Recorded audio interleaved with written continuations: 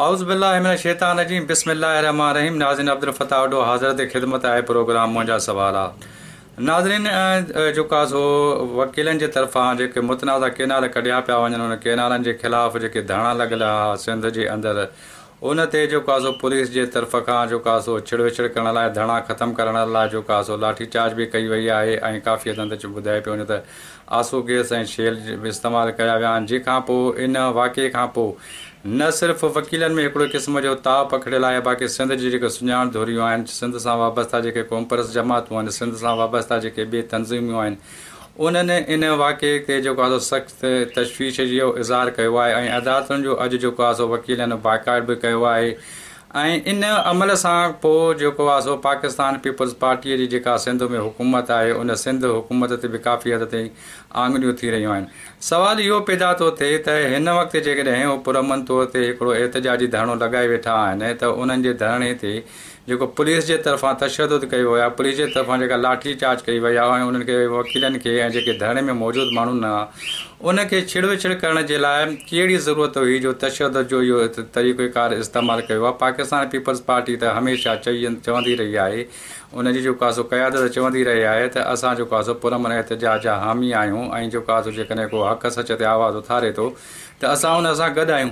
हाणे इहो बि सूरत हाल बीठी आहे। अॼु जेको आहे सो अदालतनि जो जेको आहे सो वकीलनि बाइकाट बि कयो आहे ऐं ॿिए जेके जमातूं आहिनि उन्हनि बि जेको आहे सो वकीलनि जो वधीक साथ ॾियण जो जेको आहे सो चयो आहे त असां वकीलनि सां गॾु बीठा आहियूं। इन सां पाकिस्तान पीपल्स पार्टी जी काफ़ी हद ताईं छा साख मुतासिर कोन थींदी जेको तव्हां तशदुद जो तरीक़ो इस्तेमालु कयो, तशदुद जो जेको आहे रस्तो तव्हां इख़्तियार था कयो ऐं पुलिस जे ज़रिए जेको आहे सो उन्हनि खे छिड़ विछण जी कोशिशि था कयो, त उन सां छा पाकिस्तान पीपल्स पार्टी वधीक जेको आहे सो कमज़ोर हालत में न हली वेंदी या कमज़ोर पोज़ीशन में कोन हली वेंदी। ॿिए पासे ॾिठो वञे त हिन वक़्तु ताईं CCI जो इजलास अञा थियो कोन्हे, 2 तारीख़ ते थियणो आहे। वज़ीर आज़म ऐं बिलाल भुट्टो ज़रदारी जेको ऐलान थियो आहे उन में बि इहो चयलु आहे त उन में फ़ैसिलो कयो वेंदो, यानी फ़ैसिलो जेको आहे सो इतफ़ाक़ राय सां कयो वेंदो। हाणे जॾहिं इतफ़ाक़ राय सां फ़ैसिलो जेकॾहिं नथो थिए त उन खां पोइ वारी सूरत हाल कहिड़ी बीहंदी। नोटिफिकेशन त तव्हां वठी कोन सघिया आहियो। हिकु तरफ़ त पीपल्स पार्टी ईअं बि चवंदी आहे त CCI जो इजलास जेको थियणो खपे उहो जेको आहे सो टाइम ते थिए कोन थो पियो, उनखे वॾो टाइम थो गुज़री वञे। ॿिए तरफ़ जेको आहे पीपल्स पार्टी इहा बि चवे थी त भई NFC जे तहत असांखे जेको आहे सो हक़ कोन थो मिले।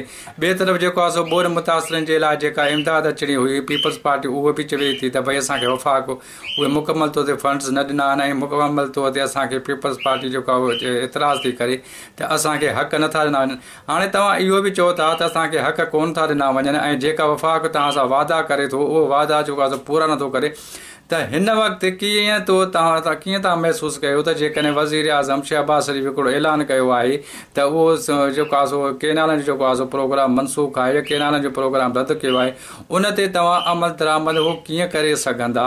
ऐं ॿियो जेको तशदुद जो जेको रस्तो इस्तेमालु कयो आहे ख़ासि तौर ते पुलिस जे तरफ़ खां वकीलनि ते या जेके धरणे में मौजूदु आहिनि, इन सां पाकिस्तान पीपल्स पार्टी जी साख केतिरे हद ताईं मुतासिर थींदी? छा पाकिस्तान पीपल्स पार्टी जेका सो वधीक कमज़ोर त कोन थी वेंदी? इन सां गॾु पंहिंजे मेज़बान अब्दुल फ़त्ताह वॾो खे मुंहिंजा सवाल प्रोग्राम में ॾींदा इजाज़त। असांजे YouTube चैनल खे ज़रूरु सब्सक्राइब कंदा A4 News 786 ऐं पंहिंजी क़ीमती राय खां ज़रूरु असांखे आगाह कंदा। महिरबानी।